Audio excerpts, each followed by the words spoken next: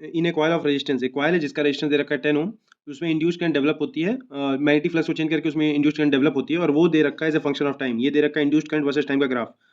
तो जैसे जैसे टाइम बढ़ रहा है, देखिए इंड्यूस्ड करंट का मैग्नीट्यूड घटते हुए, टी इक्वल टू 0 पे इंड्यूस्ड करंट की वैल्यू 4 थी, 0.1 सेकंड पे इंड्यूस्ड करंट की वैल्यू 0 हो गई है। हमसे पूछ रहा है magnitude of change in flux, delta phi पूछ रहा है कि भाई magnitude of change in flux कितना होगा।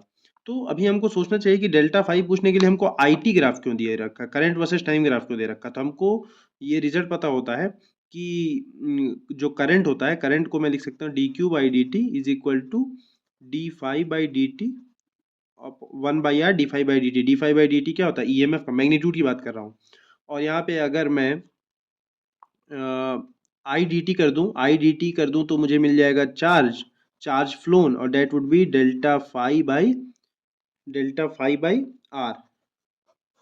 तो मुझको तो डेल्टा फाई ही चाहिए, तो चेंज इन फ्लक्स चाहिए मुझको। चेंज इन फ्लक्स हो जाएगा D Q, charge flown into R will be D phi, ये मुझको मिल जाएगा। Change in flux is equal to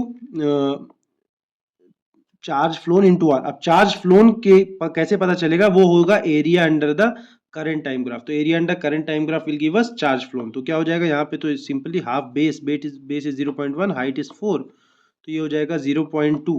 0.2 coulomb charge flow हो रहा है, और आर दे रखा है 10, तो 0.2 इंटू 10 इज इक्वल टू 2।